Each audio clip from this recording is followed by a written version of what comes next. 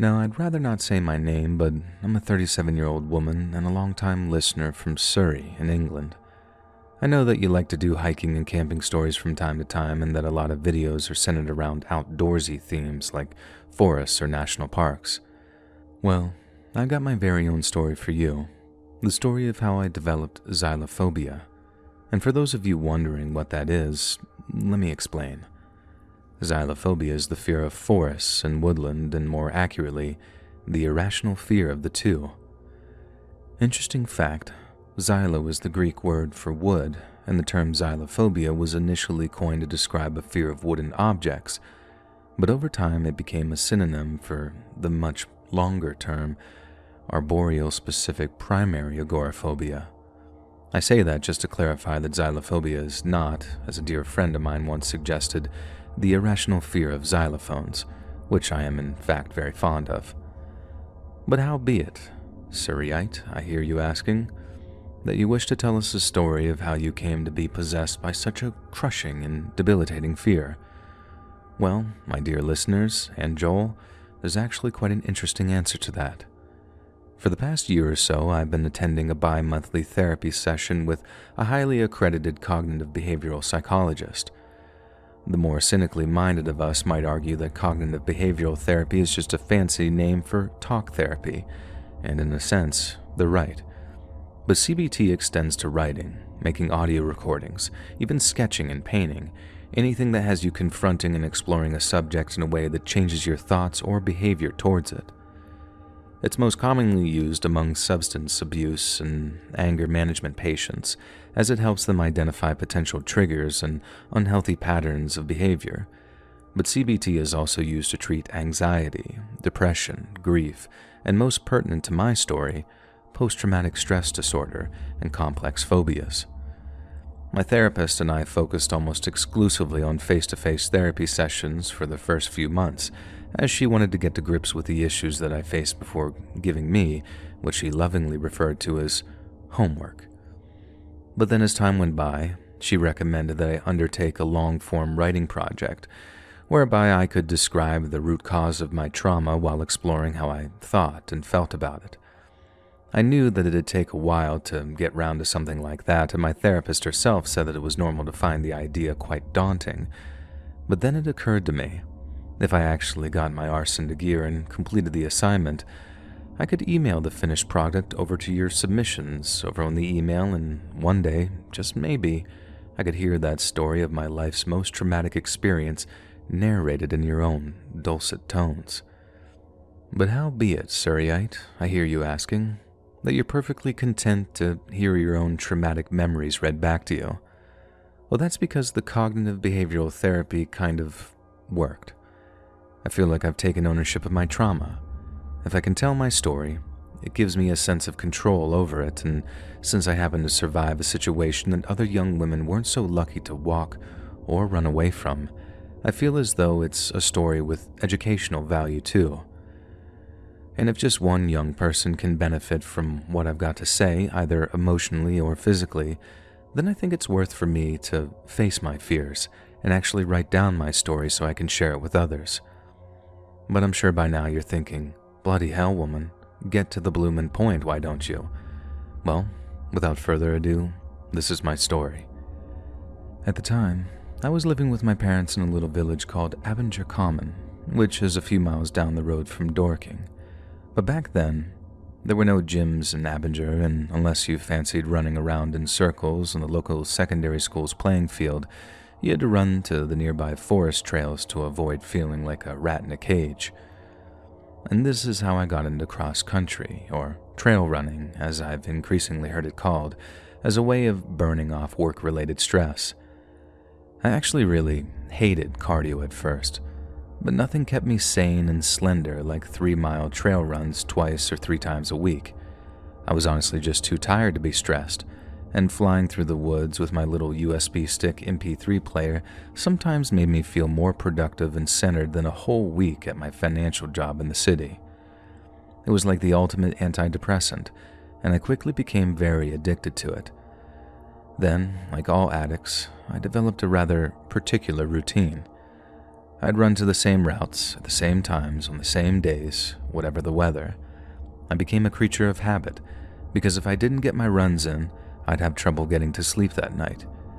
Even if it was dark outside, I'd just strap a little head torch around my woolly hat and then off I'd go, running through the forest with the trail lit up in front of me. I knew the path well enough to run in my sleep by the end of that first year, and I wasn't scared to venture off into the deep, dark woods because there wasn't anything to be scared of in the first place. I know in America you've got those big cats and bears and snakes to worry about, but here in the UK, you'd be lucky if you bumped into a badger. And like xylophones, I've always quite liked badgers.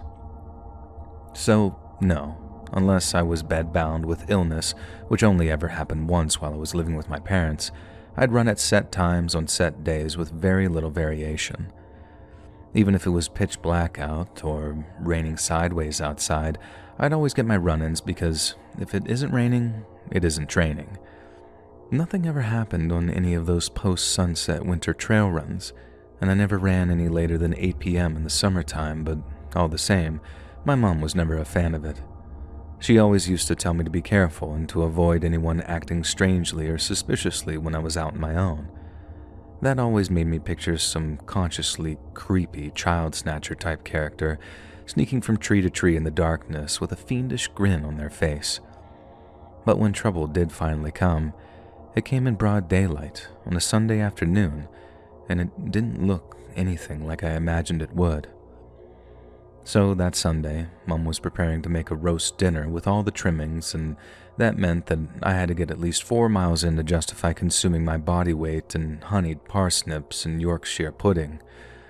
So in the early afternoon, I put on my running gear, told my mom that I'd be back in time for dinner, then I started across the open fields towards pasture wood stables and the forest beyond. I jogged past the stables, then through the old polo fields with the woods looming large in front of me, and then after that, I was in the forest proper, running along the large riding track towards the narrower woodland trails. The trail curves through the trees a fair amount, so you can't really see what's ahead of you in some sections, but after about a half a mile or so, the trail straightened out a little bit, and I saw a man walking towards me about 100 meters ahead. He was quite a big bloke, in a dark green waterproof jacket, light blue jeans, and what looked to be brown hiking boots, and although it wasn't often that I'd see someone else on the trails, spotting what looked to be a hiker didn't raise even the tiniest bit of suspicion in me. I jogged past dozens of hikers before then. Some I'd even swapped short, breathless greetings with a few while passing them, and I had no reason to believe that the exchange with this man was going to be any different. But as I got closer and we made eye contact, I gave him a clipped afternoon, and to my utter shock and surprise, he responded by violently lunging towards me and shoving me off balance. It was a really powerful shove, but the way it caught me off guard and off balance made the tumble a truly brutal one. I ended up crashing into the dirt on my right side, and it didn't quite knock the wind out of me entirely, but it was bloody close. As I tried to find my feet, I remember reaching for my headphones, which had fallen out during the fall, and asking him something, "What the bloody hell's wrong with you?" He didn't offer a response, and I looked up just in time to see him launch a fist into my face. The force knocked me backwards, and then I think that I must have smacked my head on a tree on the way down, that or he landed a kick as I was going down or something, because I remember that second impact sending the sharp pain through my scalp. I tried to get up, but it was even harder that time.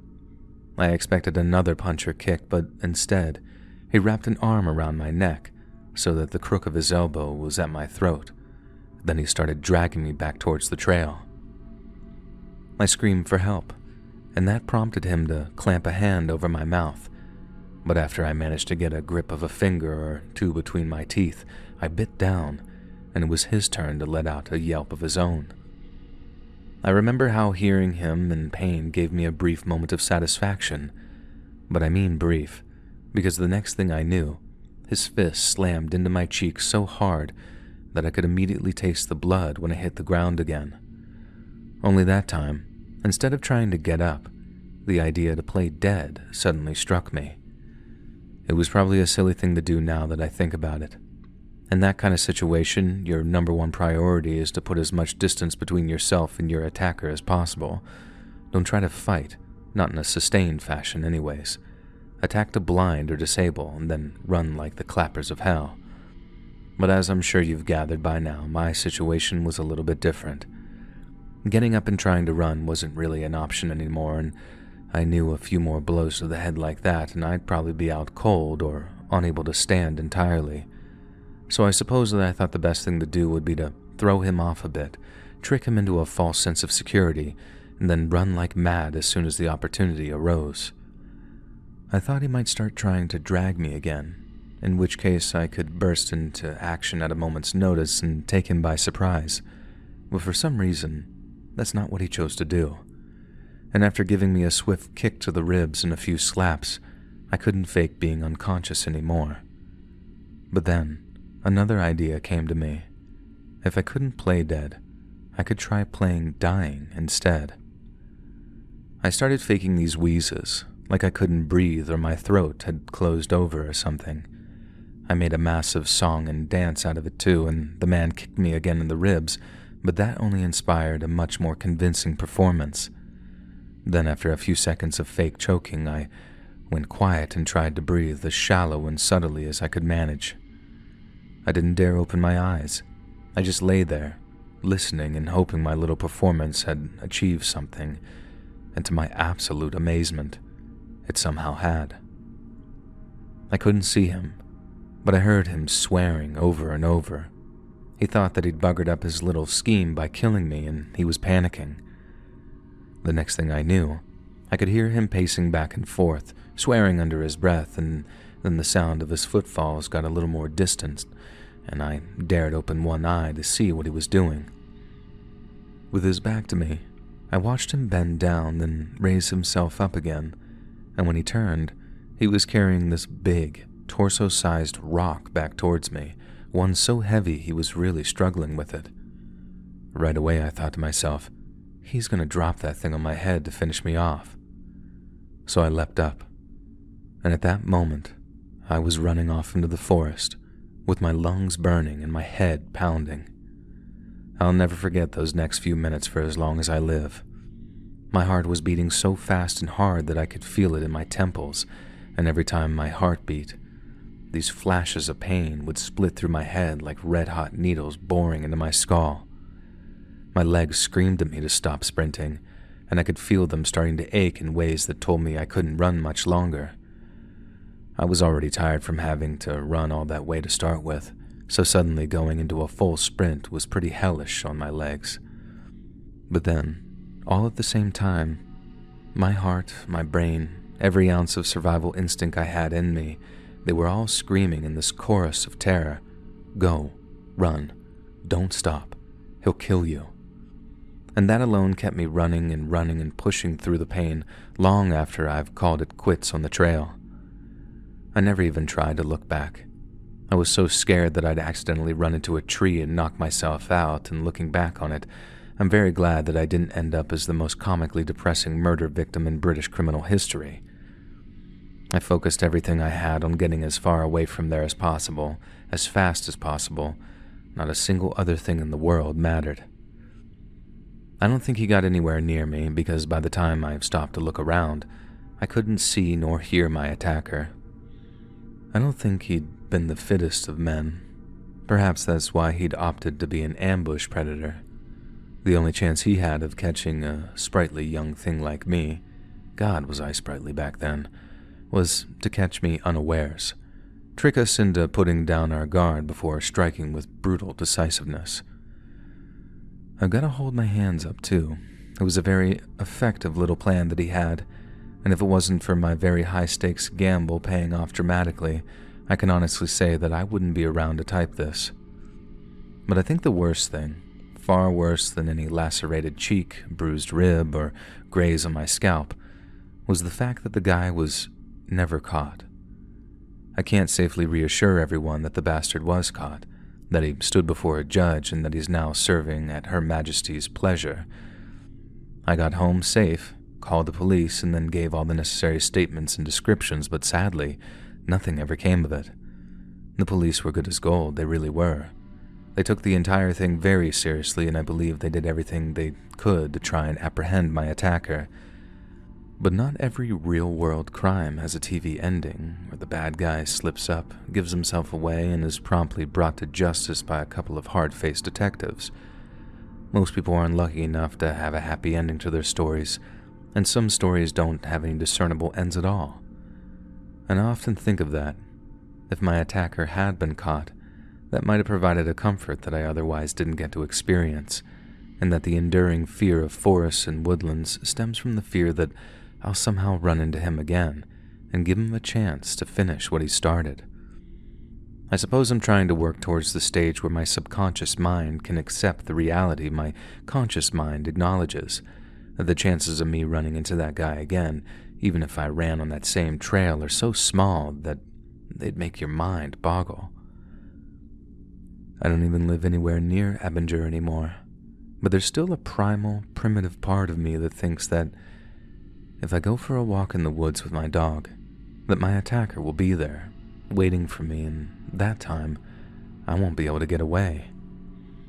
I just hope that one day I'll be able to feel as excited about the woods as I used to be back when I was a trail runner, and that by listening to this, people will know there's a life on the other side of trauma, and that if something terrible does happen to you, you're never helpless. There's always something you can do. And you should always fight like hell until you find what that thing is.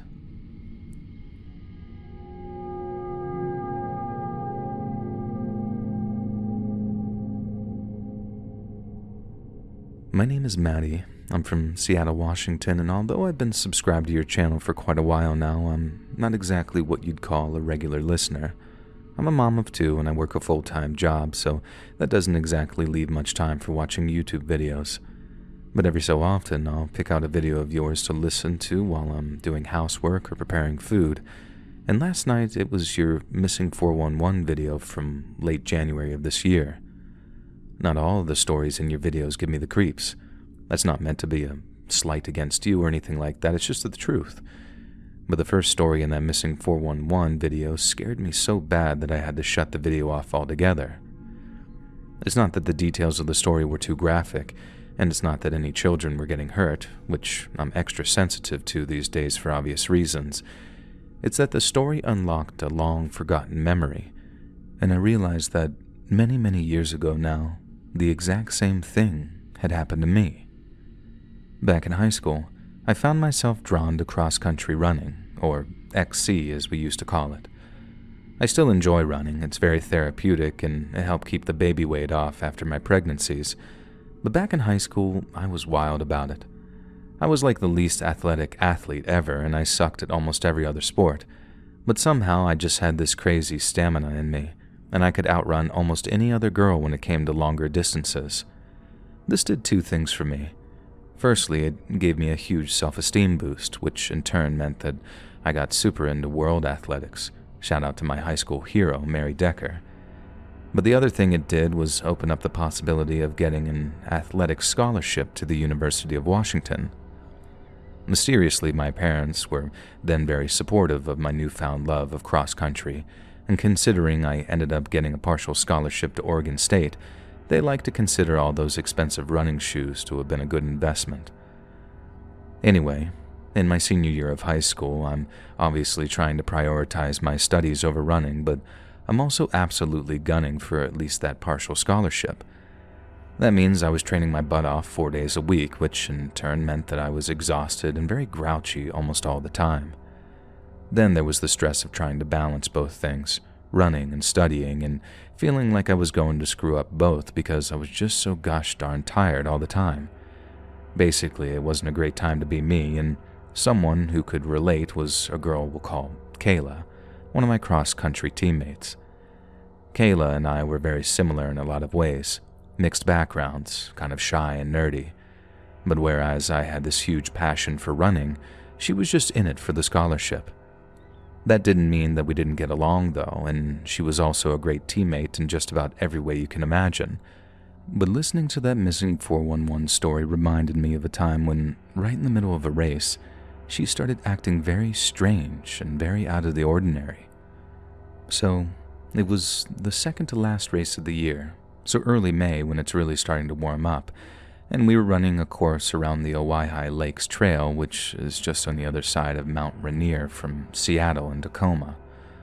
I don't want to bore you with the specifics of the course, but it was 7 miles long, and the idea was to run it in stages, with water breaks every couple of miles. The idea was you pushed yourself to the max on each portion of the run, take a short but sensible water break at each station, and then throw yourself into the next portion to keep up your lead. But the much more competitive among us started to entertain ideas of skipping a water station or two in order to seriously boost our times. Okay, one last thing you gotta understand about the course. We had people out there with us, adults with radios that we called race marshals, who stayed on the course in case we got lost or there was some kind of medical emergency. But then, the whole thing with the water stations is that the marshals tended to stay away from them, especially the male ones during female races and vice versa, and there's a very specific reason for that. If you run cross-country in warm temperatures up and down trails, you need a lot of water, and if you drink a lot of water and you do a lot of running, it's not going to be long before you're doing a lot of peeing too. So generally speaking, there's folks out there with us making sure that we're all safe and stuff, but they're not with us all the time. They also didn't have all the girls running together. We'd run in our teams, in pairs I mean, and we'd have our times recorded and compared with the girls from other schools. I'm so sorry for this info dump. I just feel like it's better to tell you these things now so you're not thinking, what in God's name are 2 high school girls doing out in the woods alone with no adults around? I won't want you to think that later on. Okay, now to the actual events in question. So when it came to our turn, me and Kayla lined up at the start and then took off when prompted by one of the race's organizers. We skipped our first water station entirely, which was pretty common practice, and took less than a minute to take on water at the second station, then absolutely powered towards the third station to give us as much an edge as possible before the final section of the race. I felt like I was about to puke up my lungs by the time we got to that third station, and Kayla didn't seem to be faring any better. We were both completely gassed out, to the point that I wasn't sure that I'd be able to keep my water down if we kept on at the same rate. I remember Kayla, again, it's not her real name, kind of walking back and forth with her water.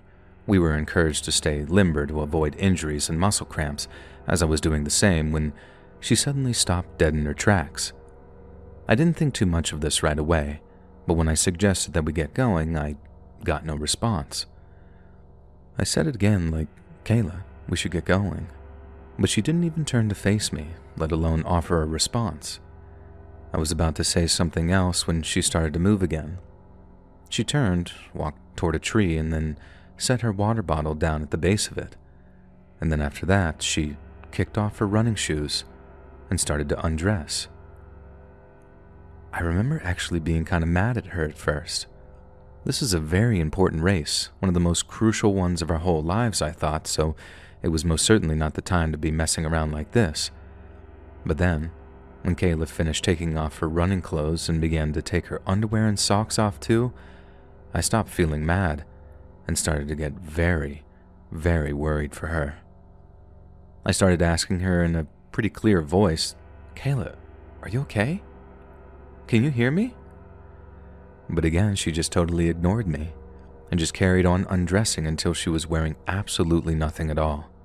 And I'm not trying to be weird or anything, this is just what happened. As she stood totally still, arms by her sides, I asked her again, Kayla, what's wrong with you? And she replied in a voice that sounded weirdly calm considering what she was doing. And she told me, I'm fine, Maddie. I'm just going for a walk. As soon as she said something so completely nonsensical as in taking a casual naked stroll in the middle of a race, it occurred to me that Kayla might have been suffering from some kind of heat stroke related delirium or something. I'd never seen anything like it before, and I haven't since now that I think about it, but at the time, the whole heat stroke thing was the only thing that made sense to me. I didn't know what else to do. I didn't want to slap her or anything like that, so I unscrewed the lid of the water bottle and just emptied it over her head. I remember seeing that on TV or something, throwing water in someone's face to bring them out of their stupor. It worked on TV, but it didn't work on Kayla. She barely even flinched when the water hit her, and she just started off on the trail into the trees without even so much as her underwear on. I was starting to really panic by then, so I started yelling out, "Kayla, what the hell are you doing?" I guess one of the marshals actually heard me yelling because after a minute or two of trying to drag her back to the water station by her wrist, one of them appeared along the trail behind us to see what the heck was going on. Kayla had walked off the trail down a fairly gentle slope, and as the marshal came around a bend in the trail and saw us, they let out a, "Oh Lord, no," and then they turned around and walked off. And that was an awful feeling right there, seeing your one lifeline just turn around and walk away. I called after him to help, but he just yelled back that he was going to go get someone and just sort of wandered off talking on his radio. I understand why he kind of noped out of there. It must have looked crazy just seeing one girl trying to drag another naked one back towards the trail, and he was probably right in thinking that he should just summon someone else to get help as quickly as possible. But I felt so alone in that moment. Kayla was having a serious crisis, and the pressure of knowing it was down to me to stop her from running off, it was terrifying. All this time, I still had Kayla by the wrist, and in the end, I had to really pull her off balance before kind of holding her down in the dirt. She didn't yell, and she barely struggled, and she never even looked at me, not even once. But she also never stopped trying to get away from me.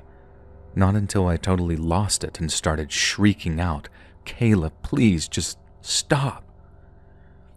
1 second, she was in that almost catatonic state, and the next, she was so confused and scared that she started to cry. She managed to ask, "Where are we? Where are my clothes? What's going on?" And then she just broke down sobbing and tried to cover herself, asking, "Where are my clothes?" over and over. I wanted to run up to the water station and grab her running gear, but I was terrified that she'd walk or even run off into the woods again, and that I might not be able to catch her. I guess I'd probably have had an edge on her looking back on it, what with me still having my running shoes on and all. But I was just so scared that, having suddenly gotten her back, I'd go and lose her again just as fast. I remember just holding her and being like, "It's okay, someone's going to get help." But that made her want her clothes even more, so I kept my hand clamped around her wrist, but led her back to the trail so she could find her clothes before people arrived to help. I was ready for her to take off again, but thankfully she didn't, and a few minutes later, a bunch of marshals showed up with the medical team and they made sure Kayla was okay. Once she realized that she had gotten us disqualified, she was devastated, but all anyone cared about was that she was okay. We later got to rerun the entire race and came in third in the entire state, but that's a whole other story on its own. The general diagnosis was heat stroke, and I think folks kept an eye on her for the next few weeks, but Kayla was otherwise okay. We were basically just told that people acted very strangely if they overheated, and although the incident itself had been alarming, no one had anything to worry about in the long run. Kayla and I went to separate colleges and we never really kept in touch.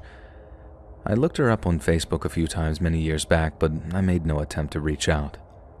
People move on with their lives and memories fade and are forgotten, but apparently all it takes is one little trigger and a whole entire story comes flooding back to us.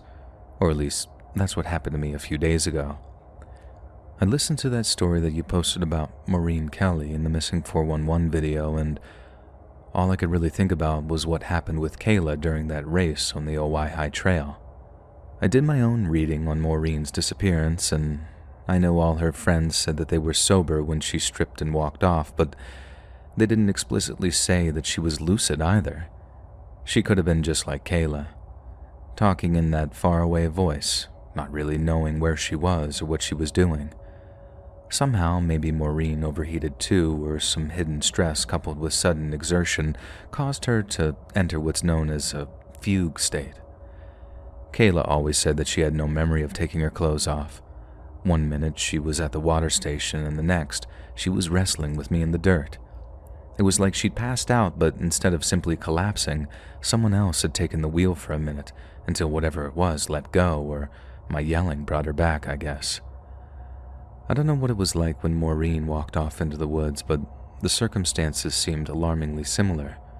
I mean, for start, both incidents happened within less than 40 to 50 miles of each other, and I know Maureen's friends said that she wasn't on drugs when she stripped and walked off, but it doesn't exactly seem like she was lucid either. She was kind of a wild child, I guess, talking about spiritual journeys and whatnot, so when she stripped and told them I'll be back before sundown, all of her friends were taken aback, but they didn't freak out. And they didn't freak out because while it was an extreme thing to do, it seems like it was within the realm of possibilities, if that makes sense for her personality. I'm not trying to say Maureen was the kind of girl to go taking her clothes off at the drop of a hat, but her whole thing was Pacific Northwest hippie vibes and being one with nature and all that. Kayla, on the other hand, there's no way that she'd have just quit during a race like that, especially not after taking off all of her clothes. That's what made me realize something was just terribly wrong, whereas in Maureen's case, the act didn't have the same alarm bells going off that it did for me when Kayla did it. Now, I'm not some true crime internet detective, so take anything I say with a whole shaker of salt, but sometimes I feel like I'd bet my boobs on Maureen Kelly acting in that exact same far-away fugue state that Kayla seemed to be in when she tried to go for her nude walk through the woods.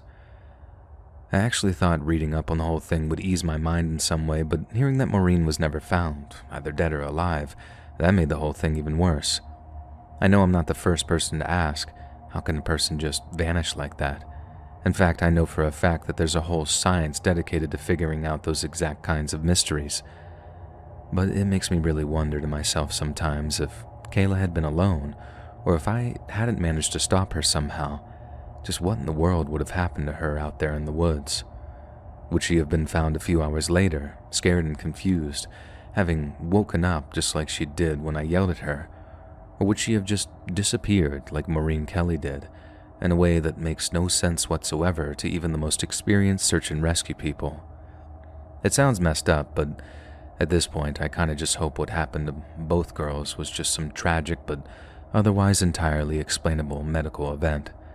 Because the idea that there's something unique or intangible about that area of the woods that, I don't know, influences people to act in a certain way, that's something that doesn't really help thinking about at night.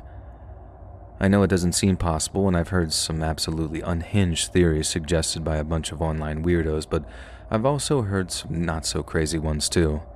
Like there's obviously all the heat-stroke-induced delirium theories, but that kind of fugue state can be caused by all sorts of things, and there are natural substances that exist in nature that can cause that kind of behavior in completely healthy, unsuspecting adults. Like, have you ever heard of scopolamine? Now, news websites have called it the Colombian zombie drug, and they're actually not far off with that description.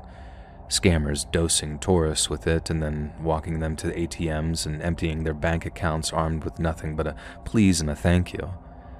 No, I'm not saying that there's scopolamine plants in Washington state, but maybe some kind of fungus or bacteria can have the same kind of effect, even if it is just for a minute or two. And maybe that would explain why these two healthy young people just suddenly took off their clothes and then tried to walk off into the woods like it was the most normal thing in the world. Anyways, I guess I'm just rambling at this point, but it gives you an idea of how deep down the rabbit hole I've gone with all of this stuff, and all as a result of hearing that Maureen Kelly missing 411 story that you posted a couple months back. I've been praying that those still searching for Maureen will one day find her, and that her family, who have no doubt been desperately waiting for answers for many, many years, are finally able to get the closure that they so thoroughly deserve. But I just can't shake that weird feeling. If we ever do find out what happened to Maureen, and we'll find out what fate lay in store for Kayla, too, if she was able to get away from me and just disappear among the trees.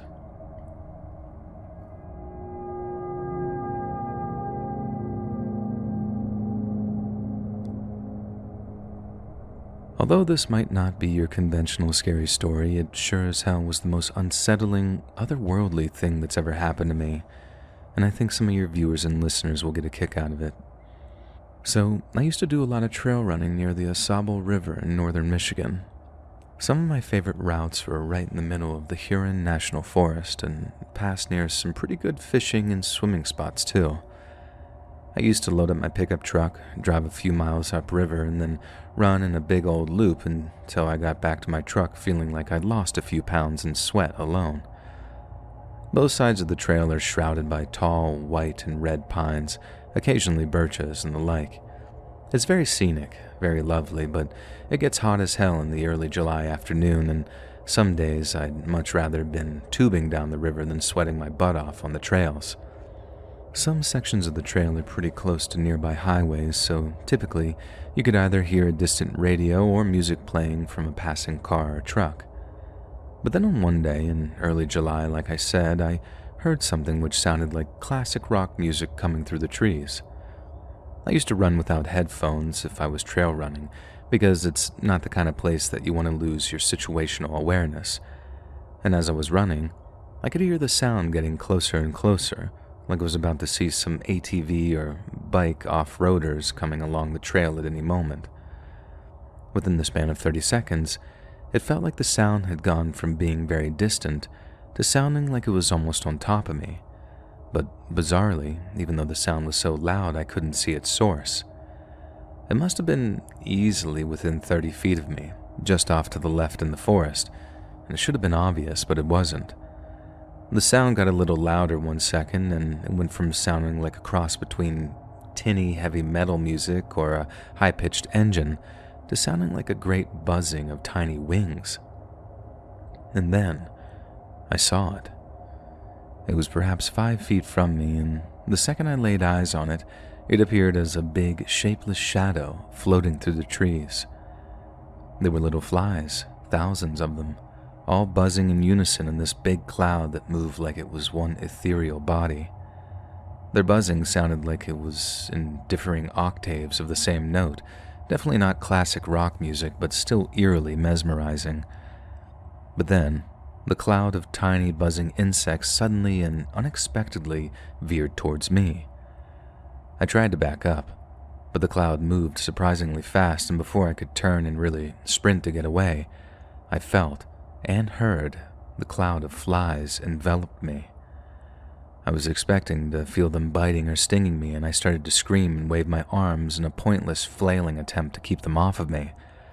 I could hear them and feel them buzzing in my ears, and even though their wings were probably no bigger than an eyelash, their combined buzzing sounded almost deafening as the cloud took me over.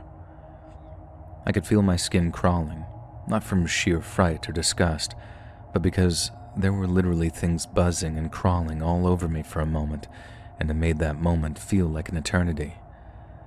But just a second later, the buzzing subsided and the cloud moved on, and when I opened my eyes, I caught one last glimpse of it before it disappeared among the trees again. Then, as it left the area for good, the audible buzzing diminished and its noise warped back into what sounded like AC/DC being played from a small, tinny speaker. It was easily the most frightening, unsettling, and downright skin-crawling thing I'd ever experienced. The kind of thing that, if I didn't know any better, I might think was a demonic manifestation. I mean, go back a few hundred years, and a more religious ancestor of mine might have died of fright when this dark, shadowy presence veered towards them out of nowhere. I mean, it's the closest thing to a ghost or spirit I think I'll ever see. Just this inexplicable, mystifying presence that heralded itself before it became visible. After I got home, I did as much online research as I could to try and figure out just what the hell I'd experienced. This was back in the fall of the year 2000, a time when the internet wasn't nearly as padded out with information as it is now, but I still managed to find a few relevant websites which gave me a clue as to what had happened. Apparently, during the summer of just a few months prior, Grand Traverse County discovered it had a major tent caterpillar infestation. They're called that because they make little webs that look almost like tents, and they completely strip the leaves of trees that they make their homes in. Obviously, this wasn't all that good for the environment, so officials in the Traverse City consulted with some nature expert who told them that flooding the area with black flies, who like to lay their eggs on the tent caterpillar's cocoons, would thin out the infestation and return the balance of nature. Believe it or not, there's actually companies out there who specialize in breeding things like black flies or any other insect species that might prove valuable in managing ecological problems, such as a tent caterpillar infestation. They probably made tens of thousands of dollars selling the city of Traverse a whole bunch of these little black flies, and because they'd been living in swarms in closed spaces for their short lives, some stayed in formation longer than others, I guess, and resulted in the thoroughly spine-tingling sight that I'd witnessed in the woods that day. It was nice to have some kind of explanation for what happened. I didn't think anything supernatural was at work or anything, but I was still creeped out by the experience. Yet having something to explain what happened that actually made sense to me on an environmental level, it gave me an awful lot of peace of mind. I guess there's a lot of things in the world that are like that. Things that are really creepy, even when there's a perfectly rational explanation for them. But I'm certainly in no hurry to experience them, because feeling that huge cloud of swarming, buzzing black flies swallow me up and the raw terror it produced in me, it's not something I ever want to feel again.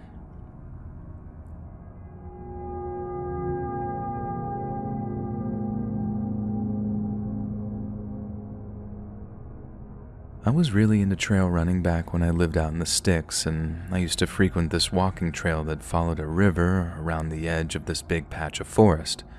It was supposed to be a real old trail, one used by local Indians way before the French arrived and settled the area. So I guess I shouldn't have been surprised when one day I saw a guy with a metal detector out where the trail ran next to some farmer's field. I was curious, so I stopped by, asked the guy if he'd found anything valuable. First impressions were that he seemed pretty friendly, and he told me that he'd found an old brown bottle with dimes from the 20s inside of it. He then asked me if I wanted to see something else that he'd found. I wasn't sure that I did at first, but it turned out this thing was on my route. I wanted to catch my breath anyways, so I figured why not. It wasn't like he was a big dude or particularly threatening or anything, just a kooky old geezer who liked using his metal detector. So we walked down to his patch of trees which connected the river to the farmer's field. There, stacked up in a big knee-high pile in the center, were all these animal skulls. I don't know what they were, maybe deer or cows or horses, then smaller things like a raccoon or maybe a skunk. I asked him if he knew why they were there, and he told me he did, that it was him who had been stacking those skulls there, and had been doing it ever since he was a kid.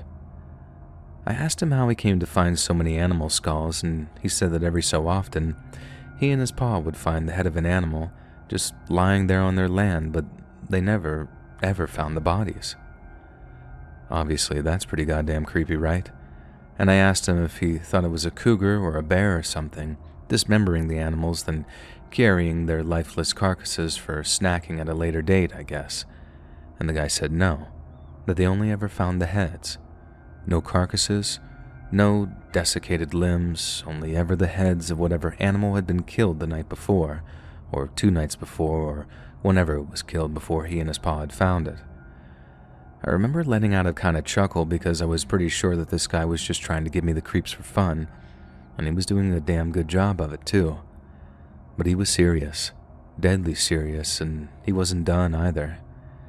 He told me, with a completely serious look on his face, that he'd seen headless animals walking around at night, all walking off in the same direction. Again, I'm creeped out, but only in like an entertained creeped out way, as in I'm legitimately appreciating this guy's ability to give me the willies. But then, when he saw that I wasn't taking him entirely seriously, I saw that his brow furrowed and he started staring daggers at me, asking, "You don't believe me, huh? You think I'm crazy?" Now I had to backtrack a little and say that I wasn't implying that at all. But that didn't seem to convince him, and not completely anyway, and I figured that it was best to just make myself scarce in that situation. I thanked him for his time and I bid him farewell. But he didn't say anything in return. He just kept looking at me in that "you think I'm dumb, don't you" kind of way. And then I just carried on jogging along the trail. Those animal skulls didn't scare me in the slightest, but he did. What he had to tell me wasn't some campfire story to him. He seemed to genuinely believe that he's seen headless animals walking around the fields late at night, and I don't know what was scarier, the idea of that actually being true, or the fact this guy was so off his rocker that he believed it was true. It just makes me think. We spook ourselves with all kinds of stories about ghosts and ghouls and headless freaking animals, but it's always the humans you gotta be wary of.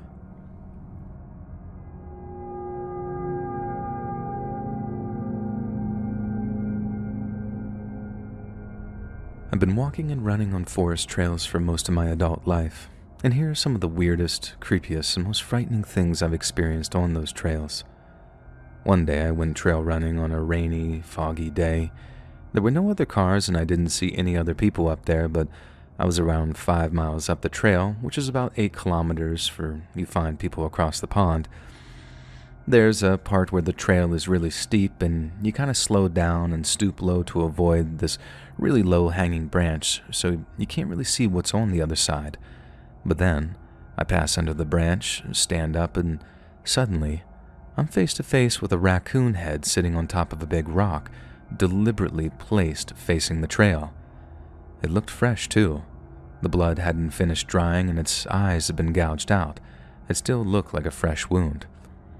It was very unnerving to randomly come face to face with that on a foggy day alone in the woods. I stayed very well away from that head and kept on going and didn't see anything else weird that day, unless you count 2 crows following me, circling above me the whole time I was there.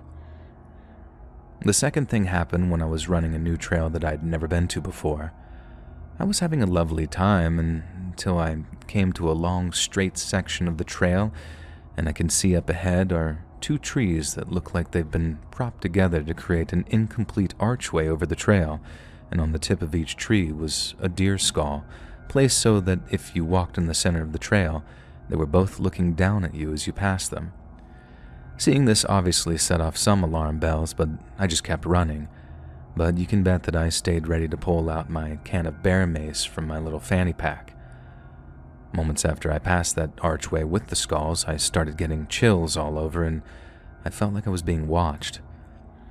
I also remember it suddenly got very quiet in the woods where moments before I could hear birds and the chatter of small animals in the brush.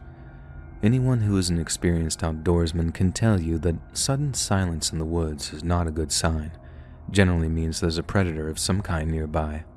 Almost feels like the whole forest is holding its breath, waiting for it to pass.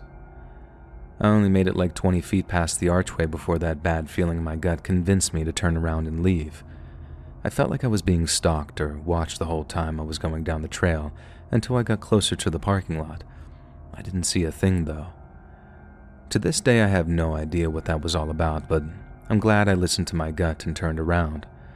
Any supernatural explanations aside, it easily could have been a cougar or a grizzly bear that was living out there, or maybe even a moose. I didn't see or experience anything other than the feeling of being followed or watched, and when you're out in the mountains alone though, you trust that gut feeling. This one took place in the same place as the first story with that raccoon head. This time I was not alone and I had 3 friends with me. Something to note is that there was only one way to get into this canyon, and to reach the trailhead, you have to park on a residential street up in the hills and walk on the trail past like 3 people's houses. When we arrived, there were no other cars around, so most likely no people up the trail either. Early on in the trail, we encountered our first oddity. There were some clothes on the trail, laid out in the ground as if though someone had recently been wearing them. A shirt, jacket, pants, boots, socks, all arranged as if someone had been laying there and then just melted away, leaving only the clothes behind. I thought it was weird as heck, but I made a joke that we might find some crazy naked person running around here on the way up, and we laughed it off and kept going. Now, not much further up the trail, we saw the second oddity. Just a whole bunch of camping equipment in a big old pile.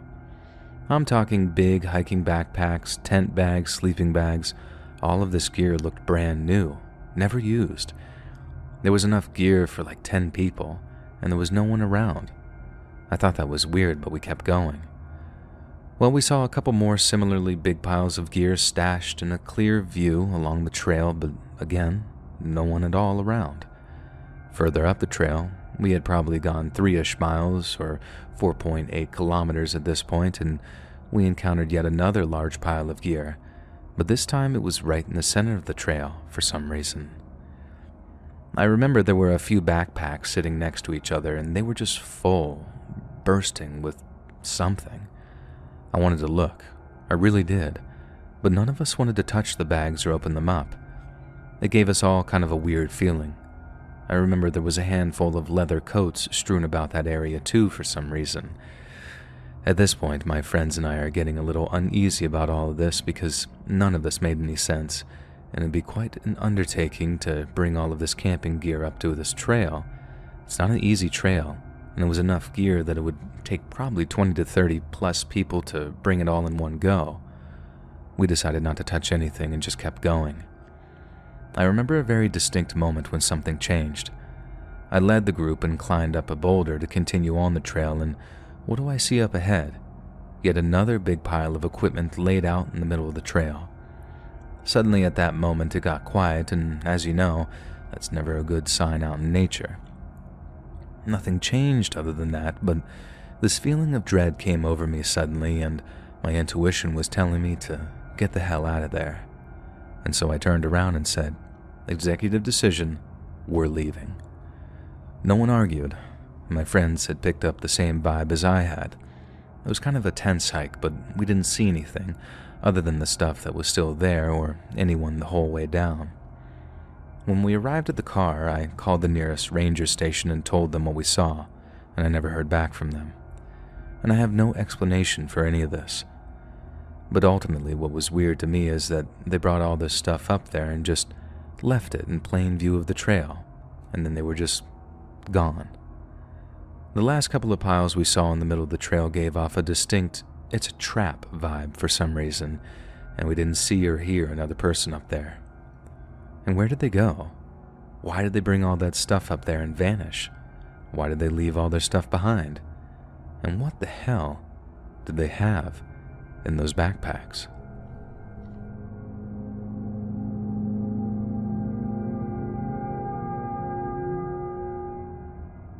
I was trail running along this logging road for about 100 meters before peeling off into the woods, where game trails eventually lead to the stream at the base of the hill slope. The game trails off the logging road were flagged by previous surveyors and multiple routes were marked. This made it kind of confusing, and not all routes actually led to the stream. Some just petered out once the vegetation got too thick. Another led to a cliff face overlooking the riverbed and lots of faint trails. One day, I turned off into the woods where one of the survey flags was tied around a branch at the side of the road. I followed some pink flagging heading south along the hillside. I noticed the trail seemed freshly torn up and figured maybe a bear had clambered through recently since the last time I was there, about 2 weeks previously. The trail led to a small claustrophobic clearing, and the ground was freshly torn up in the shape of a circle, which seemed strange. Then I noticed an assortment of bones scattered around the edges of the clearing. They weren't there before. Everything was dead silent, and something about it was just setting me on edge. I poked around the bones a bit, trying to piece together this scene. I noticed another slight path which strayed from my main route, veering to the right from the clearing. I walked a bit down that way and gazed ahead, trying to see if this path was flagged. It was densely packed with trees.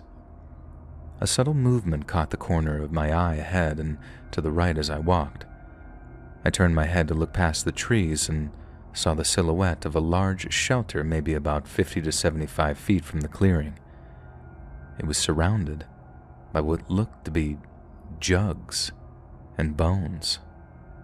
Tons of plastic jugs, light shapes of bones on the ground. The lighting made seeing anything else impossible, and everything was so quiet. I left in a hurry and continued with my run along the trail without trying to get a better look, without getting to the stream. The alarm bells in my brain were screaming by the time I got back to running again.